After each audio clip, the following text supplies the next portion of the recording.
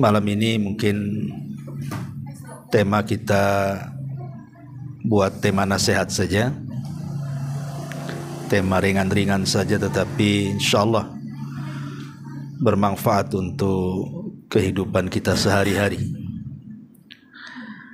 Apa itu? Amalan-amalan ringan, tetapi kalau kita kerjakan atau kita lakukan bisa menghapuskan dosa-dosa kita sepanjang kita hidup.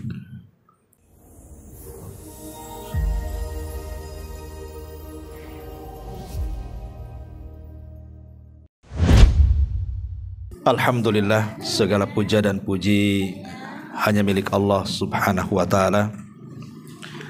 Salawat dan juga salam kita hadiahkan kepada Rasul kita Nabi besar Muhammad sallallahu alaihi wa ala alihi wasallam. Hadirin dan hadirat yang dimuliakan Allah Subhanahu wa ta'ala, alhamdulillah di malam hari ini kembali kita bisa duduk di tempat ini, tentu dalam rangka talabul ilmi. Dan biasa kita mengkaji tafsir surah pendek dalam juz amma. Tapi malam ini mungkin tema kita buat tema nasihat saja, tema ringan-ringan saja, tetapi insyaAllah bermanfaat untuk kehidupan kita sehari-hari. Apa itu? Amalan-amalan ringan, tetapi kalau kita kerjakan atau kita lakukan bisa menghapuskan dosa-dosa kita sepanjang kita hidup. Allah Subhanahu wa ta'ala, tentu yang dimaksud amalan-amalan ringan di sini semua manusia bisa melakukannya, karena tidak harus menginfakkan semua harta, atau tidak harus kemudian kita berperang sehingga kemudian harus meregang nyawa. Artinya amalan-amalan ini tidak sampai ke situ. Semua orang bisa melakukannya, baik laki-laki atau perempuan, baik anak-anak, orang dewasa ataupun orang tua bisa melakukannya. Taib, kita mulai dari satu ayat dalam surah Asy-Syura ayat 25.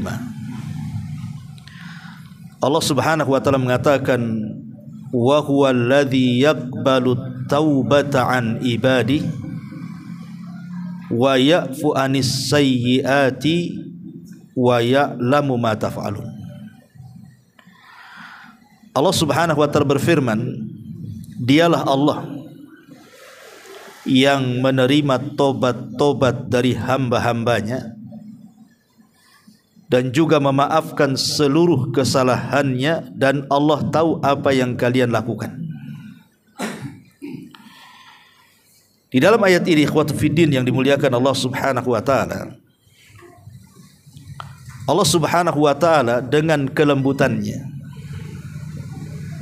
dan dengan kasih sayangnya seolah-olah ingin mengatakan kepada kita, kalau seandainya di antara kalian, wahai hamba-hambaku, melakukan sebuah dosa, maka Allah Subhanahu wa ta'ala akan membukakan pintu selebar-lebarnya. Kapanpun kita menghadap kepada Allah untuk bertobat, maka Allah Subhanahu wa ta'ala membuka pintu tobatnya. Dan itu bentuk kasih sayang Allah Azza wa Jalla. Bahkan kasih sayang Allah Subhanahu wa ta'ala melebihi kasih sayang seorang ibu kepada anaknya. Dahulu di zaman Nabi SAW, Nabi SAW pernah menawan banyak tawanan dalam peperangan, termasuk juga laki-laki dan wanita dan anak-anak kena tawan dalam peperangan itu. Nabi SAW heran dengan seorang wanita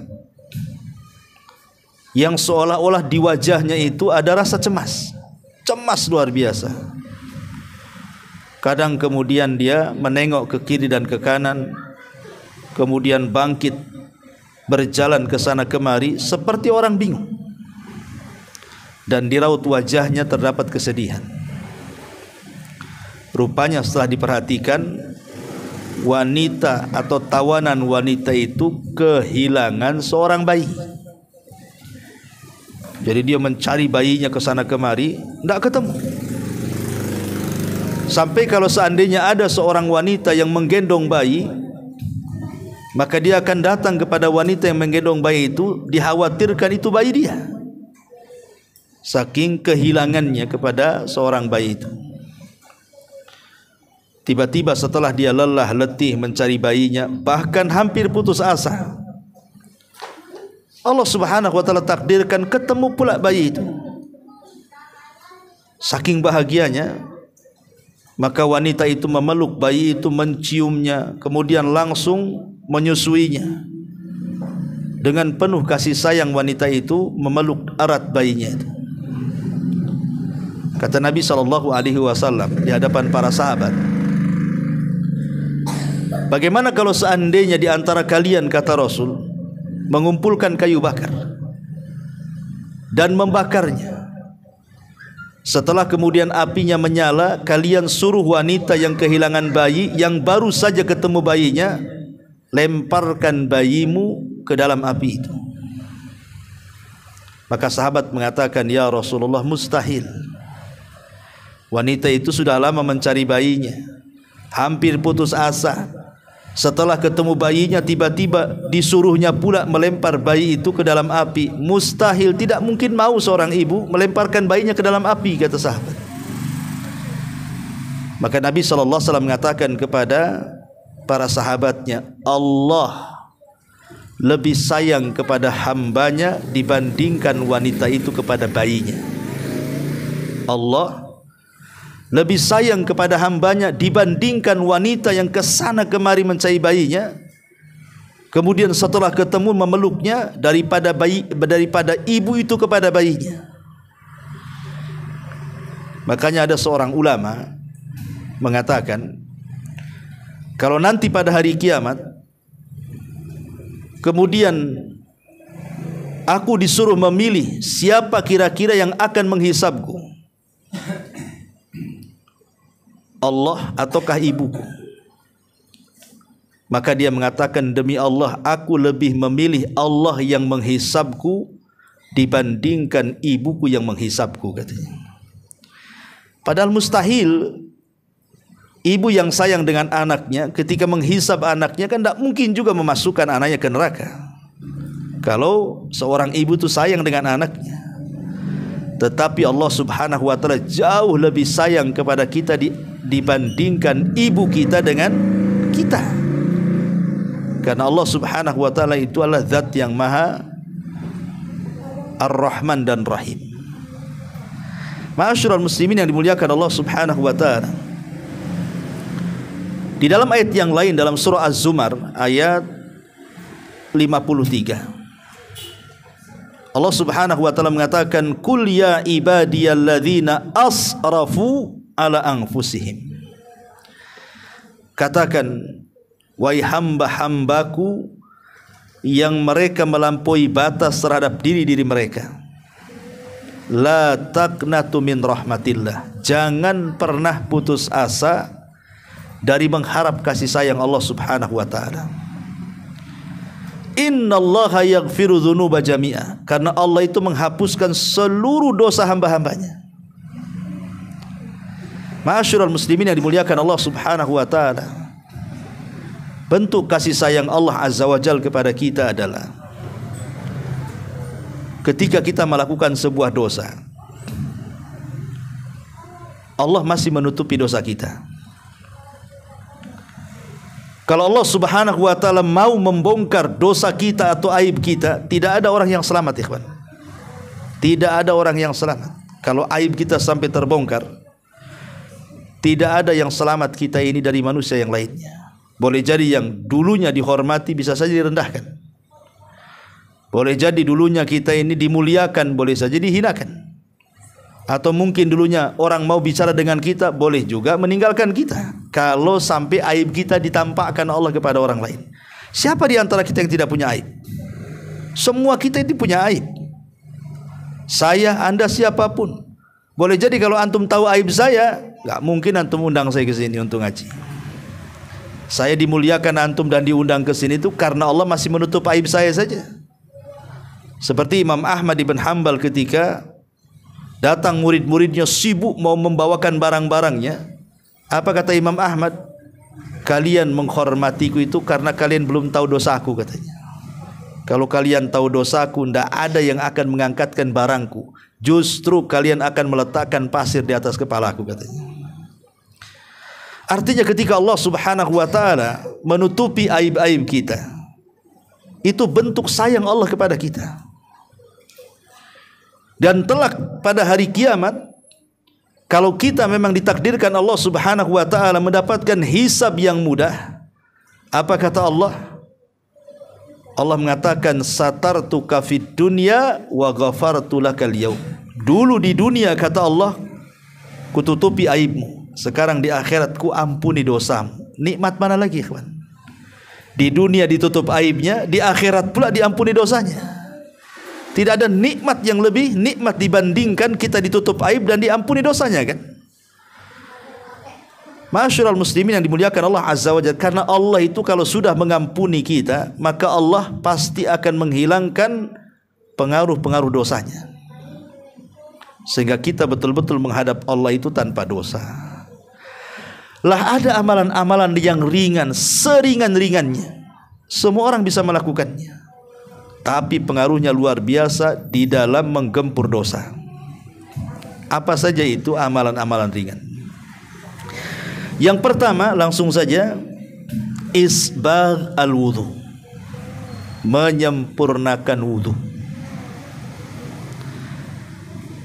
Menyempurnakan wudu itu amalan ringan, ikhwatu fiddin.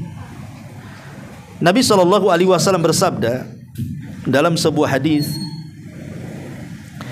kata Nabi SAW, maukah kuhabarkan kepada kalian ala ma yamhullahu bihil khataya, sesuatu yang bisa menghapuskan dosa-dosa kalian, wa yarfa'u biha darajat, bukan hanya menghapus dosa, Allah angkat derajat kita. Karena sorga itu kan sifatnya darajat, bertingkat-tingkat. Makin tinggi sorga itu makin indah, makin tinggi makin indah, makin tinggi makin luar biasa keindahannya. Itulah sorga. Lah dengan amalan yang sangat ringan ini bukan hanya dihapuskan dosa, Allah angkat derajat kita di sorga lagi. Subhanallah. Wa yarfa'u biha darajat.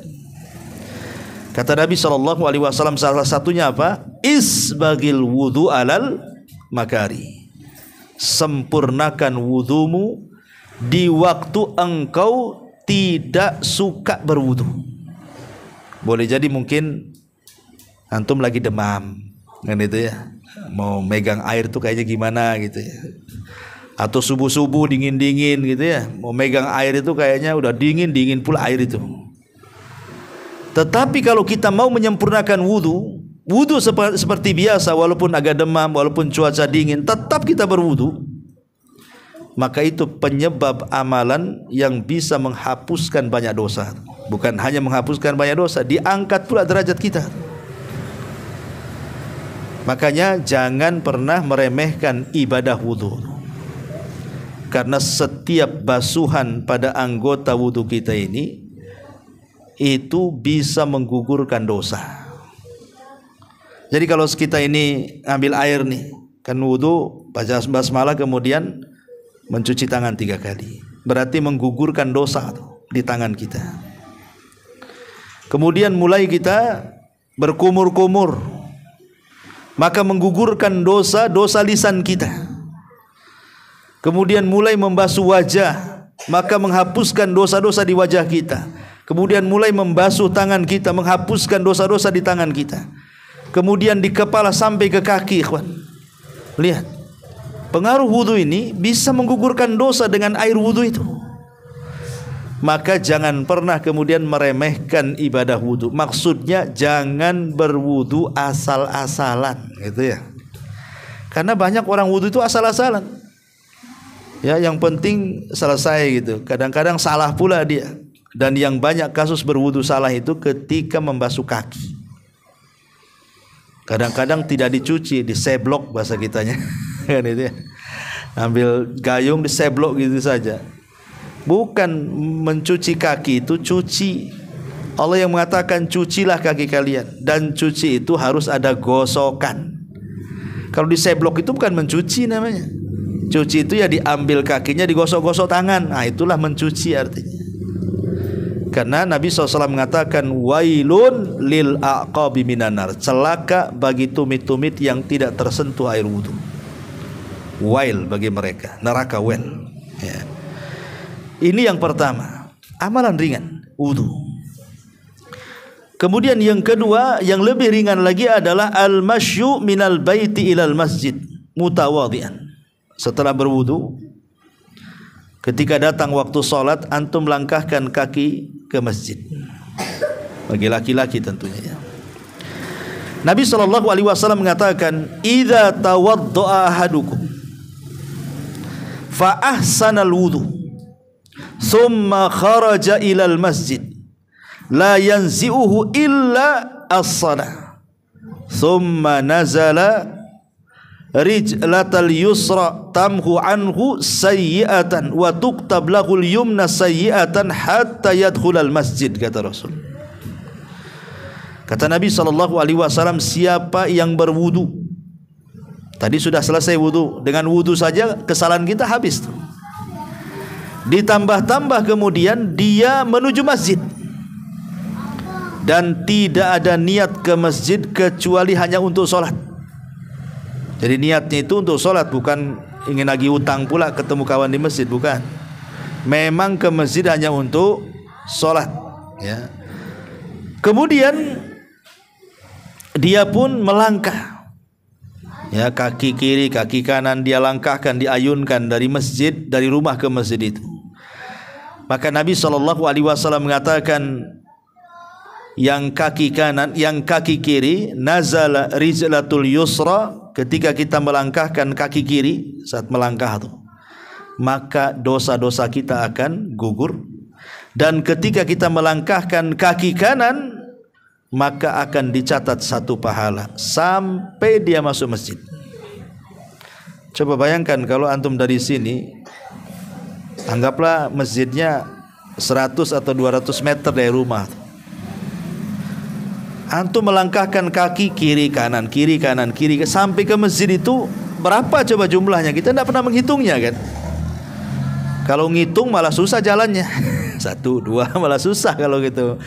Tapi kita tidak bisa menghitung lah berapa langkah kanan, berapa langkah kaki kiri itu sampai ke masjid. Coba bayangkan.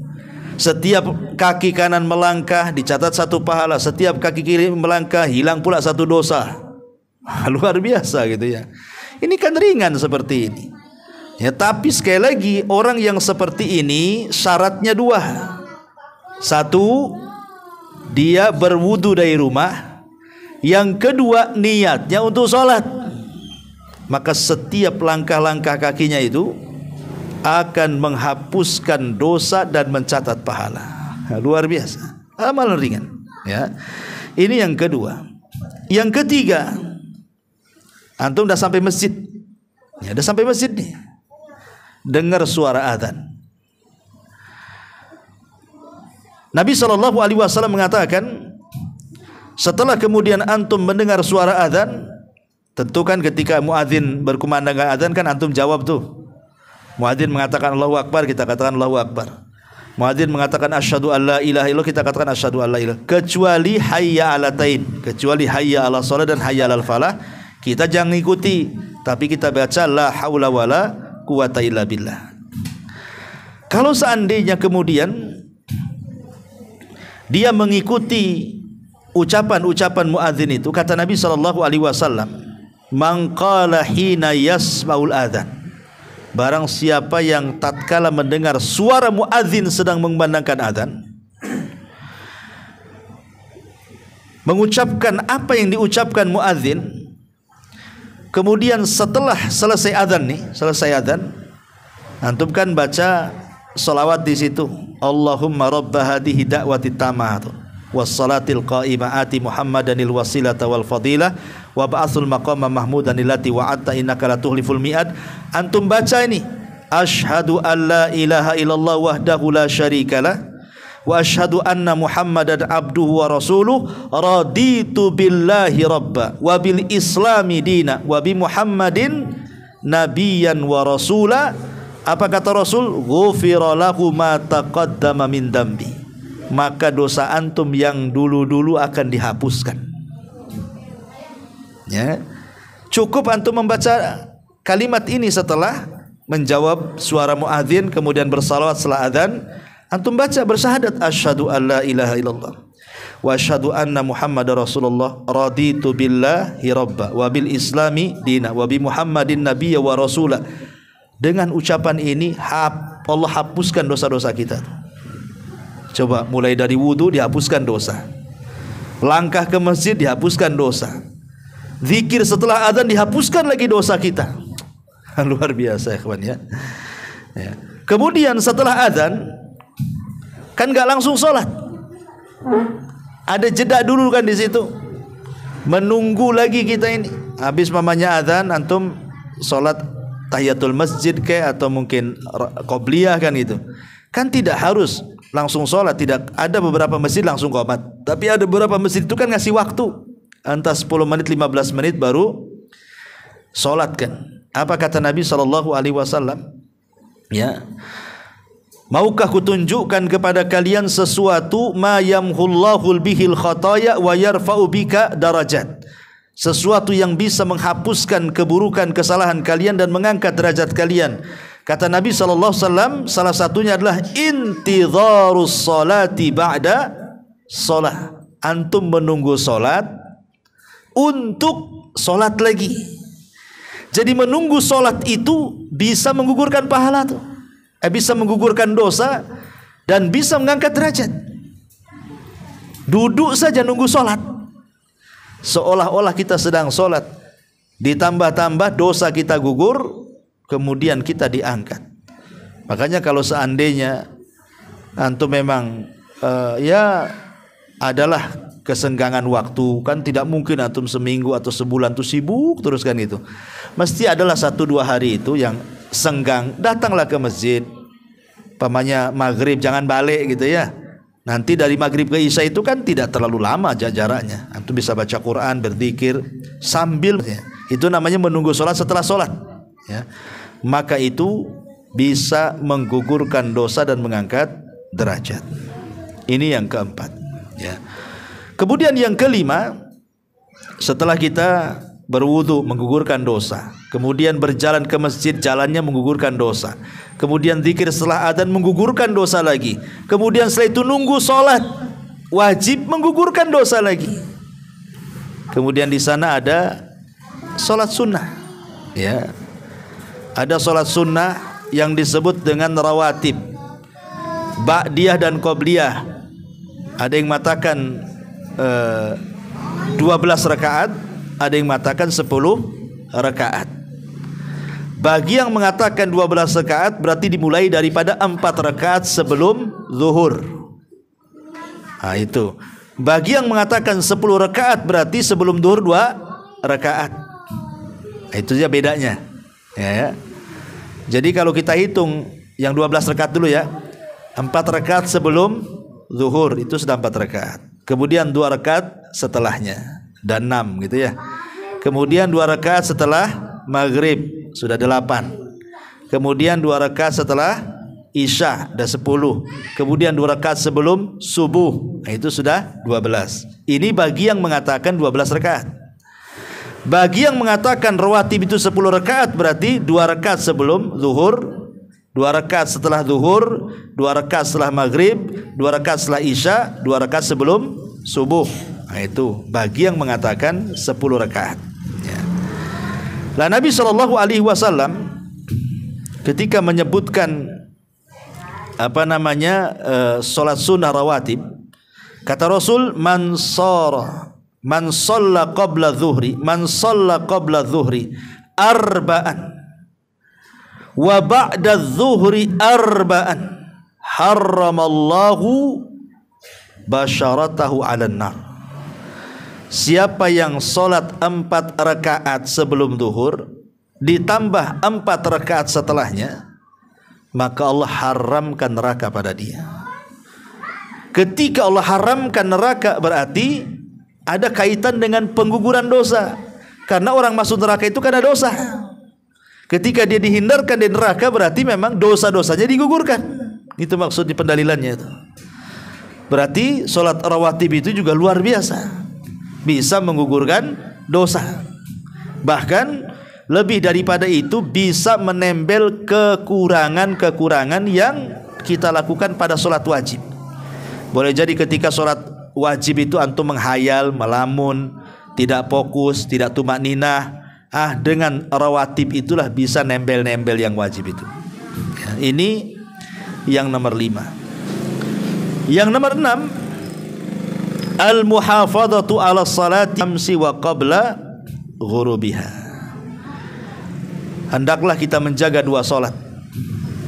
Yang lainnya dijaga juga maksudnya. Tetapi khusus 2 salat ini harus lebih dijaga lagi gitu maksudnya. Salat-salat 5 waktu dijaga. Hafidhu 'ala salawati was salatil wusta, kata Allah. Jaga oleh kalian 5 waktu salat. Terutama ini 2 salat. Kata Nabi sallallahu alaihi wasallam, la yalijin nar ahadan, tidak mungkin disentuh api neraka khusus orang ini, kata Rasul. Siapa? Man shalla qabla tulu'i syamsi wa qabla ghurubiha. Siapa yang menjaga salat sebelum terbit matahari alias subuh dan sebelum tenggelam matahari alias asar. Ini 2 salat ini keutamanya besar. Sampai-sampai Rasul mengatakan tidak akan disentuh neraka. Coba ingat, tidak akan disentuh neraka, artinya digugurkan dosa-dosanya itu. Memang agak berat memang ya kalau menjaga sholat asar lagi capek-capeknya pulang kerja, kadang-kadang masih di tempat kerja pula kan itu. Kemudian subuh lagi lelap-lelapnya pula lah disuruh bangun kan. Tapi lihat pahalanya luar biasa. Tapi bagi orang yang biasa melakukan ringan ya kan. Berat itu karena tidak pernah melakukan, maksudnya tidak membiasakan, makanya berat. Tapi kalau orang membiasakan jadi ringan bagi dia itu. Ini yang nomor 6. Yang nomor 7, zikrullahi azza wa jal. Zikrullahi azza wa jal maksudnya berzikir kepada Allah, baik dalam bentuk berjamaah seperti kita ini kan, dalam bentuk jamaah nih. Kita ini sedang berzikir sebenarnya. Ya, berzikir di majelis taklim. Karena afdhalul zikri, seutama-utama zikir itu mempelajari yang halal dan yang haram, yang berpahala dan yang tidak. Ya, ilmu agama lah itu maksudnya. Itulah afdhalul zikir, itu sebenarnya majelis taklim. Ya, jadi seutama-utama zikir adalah ketika di majelis itu diingatkan tentang hukum halal haram, hukum-hukum agama. Majelis ilmu itu seafdal-afdalnya zikir itu. Lihat kata Nabi sallallahu alaihi wasallam, ma jalasa qaumun yadhkuruna Allah ta'ala fayakumuna hatta yuqalu lahum qumu qad ghafarallahu lakum dzunubakum wa buddilat sayyi'atikumul hasanat. Jadi kalau antum habis taklim seperti ini, ya tadi kita mulai dari jam 8 lebih, ntar lagi kita selesai. Kemudian selesai ngaji nih, antum buyar pulang. Apa kata Rasul? Qumu maghfuran lakum. Dosa-dosa kalian sudah diampuni. Pulanglah kalian, kata Rasul. Cukup sampai di situ? Tidak. Kata Nabi SAW, keburukan yang kalian bawa tadi sebelum kalian ngaji di sini sudah diganti dengan kebaikan, katanya. Luar biasa. Hanya duduk di majelis taklim, coba bayangkan. Dosa kita hilang, kemudian keburukan kita diganti dengan kebaikan. Luar biasa. Ya, hanya duduk saja. Itu pun kan malas itu. Orang mau ngaji itu kalau ndak ada mood yang kuat tuh ndak akan datang ke pengajian. Coba kalau tetangga buat konser dangdut, nggak diundang pun datang. Paling depan pula pakai peci, malu-maluin aja dia. Gitu kan ya. Kadang-kadang kan aneh gitu ya. Kalau padahal ini jelas undangan Allah, itu undangan makhluk loh ya. Ngaji kan undangan Allah, bukan undangan panitia pengajian, tidak. Hakikatnya ngaji itu Allah yang undang sebenarnya. Nah, lihat bagaimana fadilah orang duduk di majelis taklim itu. Nah, gimana Ustaz yang ngantuk-ngantuk? Insya Allah yang ngantuk-ngantuk diampuni juga. Penting jangan tidur ngoro aja. Nanti ditinggalkan sendirian dia di sini. Besok baru bangun. Tapi ini yang nomor 7. Yang nomor 8, ya, at-tasahul ma'al khalqi wal layyin wal musamaha. Ya, ketika antum, kita urut dari awal kan tadi. Itu berwudu menghapuskan dosa. Kemudian berjalan ke masjid menghapuskan dosa. Sampai di masjid dengar azan, kemudian membaca asyhadu alla ilaha illallah wa asyhadu anna muhammadar rasulullah, raditu billahi rabba wa bil islami dina wa bi muhammadin nabiyya wa rasula. Dosa dia sudah gugur lagi. Kemudian duduk, antum nunggulah tegak salat 5 waktu, salat wajib itu dihapuskan lagi dosanya. Kemudian di situ ada rawatib, dihapuskan lagi dosanya.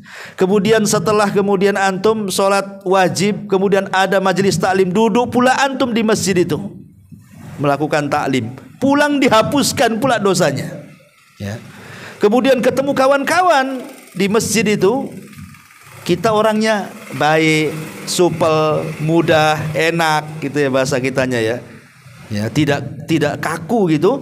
Kata Nabi SAW, man kana sahlan hayyinan layyinan harramahullahu 'alan nar.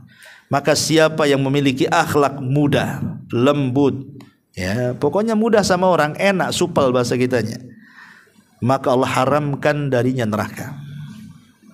Ya, maka biasakan bersikap supel, karena kadang-kadang nih ada ikhwan-ikhwan tuh dulu sebelum ngaji, sama orang baik, negor, senyum ini. Sudah ngaji, jangan lagi negor, senyum pun tidak. Ini gimana? Siapa ustadznya? Abu Mero. Wah, Abu Mero kena nih. Kacau, mana ada Abu Mero ngajari kayak gitu itu. Kita suruh senyum, ya ketemu orang nyapa. Ya, ini gimana ceritanya? Harusnya habis ngaji makin lembutlah sama orang. Sebelum ngaji masih awam kok dia bisa baik sama orang, setelah ngaji pula nggak baik pula sama orang. Lah orang yang muda, kata Nabi SAW, yang sahlan hayyinan layyinan, itu diharamkan neraka pada dia. Kemudian mudah bagi orang, itu sudah diampuni juga dosanya, dijauhkan neraka. Kemudian ketika kita ini berkomunikasi dengan orang, kita menjaga lisan. Menjaga lisan kita ini, tidak membongkar aib orang dan berusaha menutup aib orang. Kemudian juga memberikan arahan kepada orang yang sedang gibah, jangan gibah, dan begitu seterusnya. Berusaha dia menutupi aib orang.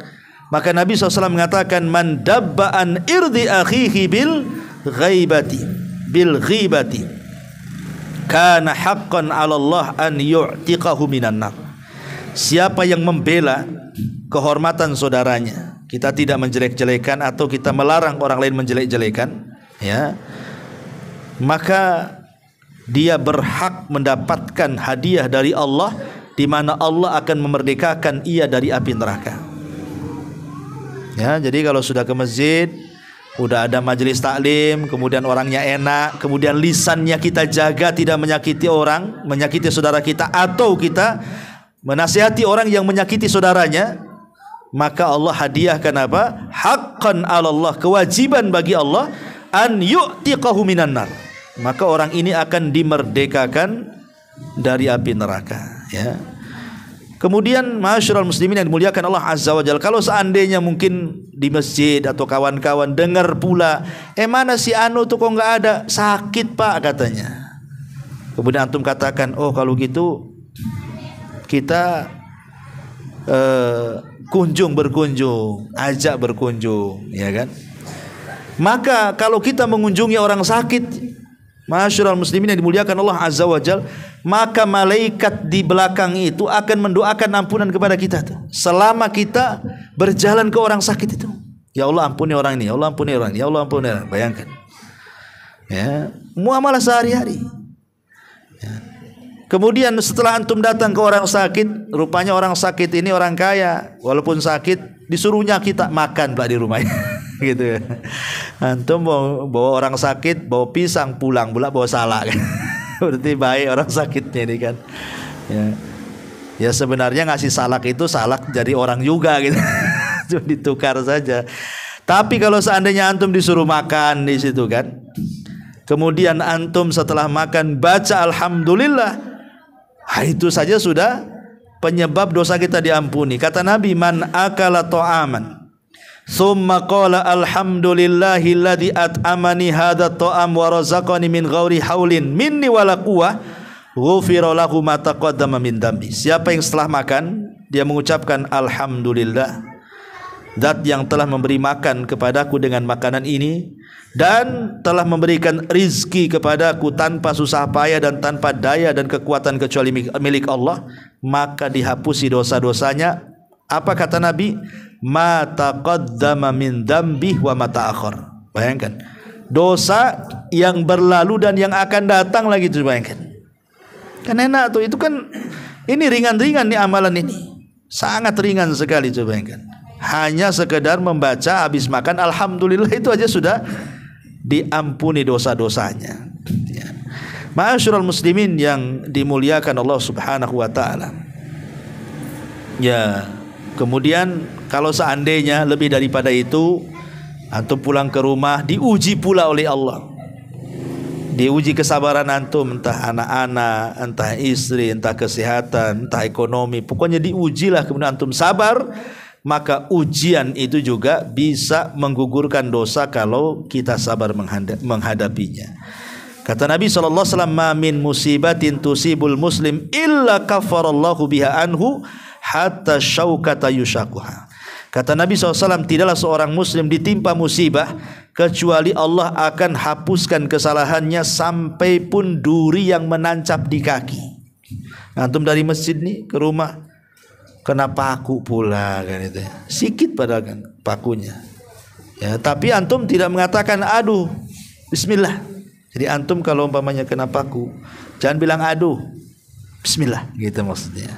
Karena ada seorang sahabat namanya Thalhah bin Ubaidillah, ketika perang terkena sabetan pedang. Ya manusiawi lah, sakit paling apalagi kalau nggak aduh kan itu ya, orang sakit kan aduh-aduhan kan itu ya. Dia bilang aduh pula, aduh sakit gitu ya. Kata Rasulullah SAW, ya Thalhah, kalau engkau mengganti kalimat aduh dengan kalimat bismillah tadi katanya, la rafa'atkal malaika, malaikat akan mengangkat kamu ke langit katanya. Ya, jadi biasakan kalau kita kena duri kaget, ya latahnya itu bismillah gitu maksudnya. Jangan kaget latahnya lain pula yang diucapkan. Itu kan ada orang yang kalau kaget latahnya macam-macam itu. Masya Allah, kadang-kadang ngomong enggak itu. Karena yang jorok-jorok pula dia ngomong tuh kalau dia latah. Ya minimal itu kalau memang mau yang ya tidak harus bismillah, umpamanya bahasa-bahasa yang di dalamnya itu ada zikrullah lah. Banyak kaget astagfirullah gitu maksudnya. Jangan kaget astaga naga, enggak, itu bukan. Enggak boleh ya, kan ada kaget astaga gitu. Astaga ini apa? Astagfirullah. Nah, boleh, itu kan ada zikirnya di situ ya. Subhanallah. Ya, yang penting dibiasakan kalau kaget-kaget itu pakai zikir lah. Jangan yang lain pula diucapkan ya. Inilah di antara amalan-amalan ringan ikhwatu fiddin yang keseharian kita mulai dari rumah loh ya. Dari rumah ke masjid, pulang lagi ke rumah, dosa kita sudah diampuni sepanjang hayat coba. Kalau itu antum lakukan terus-terusan sampai meninggal, tapak enggak husnul khotimah kita. Ya. Jadi jangan cerita amal-amalan berat lah. Yang ringan-ringan ini saja kadang-kadang kita ini tidak melakukannya. Apalagi kalau disodorkan yang berat kayak haji, umroh, jihad, mungkin pikir-pikir kita kan. Kalau yang ringan saja tidak bisa, mustahil antum bisa yang berat ya. Ya wallahu alam, masih ada waktu 10 menit kita bertanya jawab dulu ya. Silakan kalau ada yang mau bertanya. Iya. Waalaikumsalam. Mengenai sholat sunnah rawatib yang 4 rakaat rakaat sebelum zuhur dan 4 rakaat sesudah zuhur itu apakah dilaksanakan 4 sekaligus atau dua-dua atau gimana? Dua-dua. Ya, 2 rakaat salam, 2 rakaat salam. Tapi Nabi SAW melakukan 4 rakaat sebelum duhur atau setelah duhur 4 rakaat itu dilakukan di masjid. Tapi kalau antum dilakukan di rumah 2 rakaat saja. Jadi Rasul itu kalau sholat di masjid setelah duhur biasa 4 rakaat. Tapi kalau pulang 2 rakaat. Itu maksudnya. Jadi kalau antum sholat di masjid ya buatlah 2 rakaat salam, 2 rakaat salam gitu. Ya, wallahu a'lam. Dan Abdul 12 rakaat itu sebaiknya di rumah apa? Ya, yang paling afdol sholat sunnah itu di rumah. Tapi boleh di masjid, kadang-kadang di rumah malas. Cuman kalau cerita afdol-afdolan ya di sholat sunnah itu memang Rasul selalu dilakukan di rumah. Kenapa? Karena Nabi mengatakan la taj'alu buyutakum al-maqabir. Jangan jadikan rumah kalian seperti kuburan. Kuburan lah tengok sepi, lewat aja takut kita. Jangan kayak gitu. Makanya jadikan rumah itu tempat ibadah juga.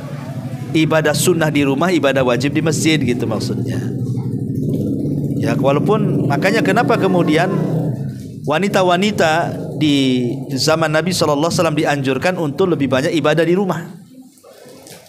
Untuk wabil khusus sholat gitu ya. Dan pahalanya sama. Ini laki-laki yang berjalan dari rumah ke masjid berjamaah dengan wanita yang sholat di rumah itu pahalanya sama. Nggak beda pahalanya. Yang didapati laki-laki juga akan didapati wanita yang sholat di rumah. Tapi kalau seandainya wanita ingin ke masjid ya nggak apa-apa, mungkin karena habis sholat ada kajian. Kalau sholat di rumah tak dapat ngaji, ambil maslahatnya, ya nggak ada masalah. Makanya Rasul mengatakan la tamna'u ima Allah masajid Allah. Jangan kau larang wanita-wanita datang ke masjid, biarkan mereka ke masjid. Tetapi setelah memenuhi unsur atau syarat-syarat gitu ya. Tidak pakai minyak wangi, ini enggak gitu ya. Wah, satu disemprotin semua itu. Kalau masih kurang itu pakai baygon nyamuk. Gitu. Kan sekarang di baygon tuh harum loh. Kalau dulu kan cuman itu saja, itu sekarang macam-macam. Rasa jeruk pun ada sekarang. Ya kadang-kadang kalau nggak ada parfum udah pakai baygon aja. Jadi wanita ya enggak boleh, wanita itu enggak boleh pakai parfum. Laki-laki harus. Ya, laki-laki itu harus wangi. Makanya Rasul itu sebelum datang beberapa jarak itu sudah kecium. Nah, ini pasti Nabi nih. Nah, coba antum kayak gitu. Kawan-kawan antum di masjid, ini pasti Bapak Anu nih. Khas dia kata. Nah, ada khas baunya, ada khas wanginya pula. Ini khas baunya pasti si Anu nih katanya. Ya kalau bisa ya khas wanginya lah kan. Ya, wallahu a'lam. Ya, saya kira cukup sudah jam 9. Subhanakallahumma bihamdika, asyhadu an la ilaha illa anta astaghfiruka wa atubu ilaik. Allahu ta'ala. Assalamualaikum warahmatullahi wabarakatuh. Intinya bahwa tolong berakhlak kepada Allah. Membahas tafsir dari surah Al-Imran. Lahirlah Imam Muslim, Abi Dawud, Tirmidzi, Ibnu Hibban. Jadi ketika Yunus alaihi salatu wassalam terkena undian itu,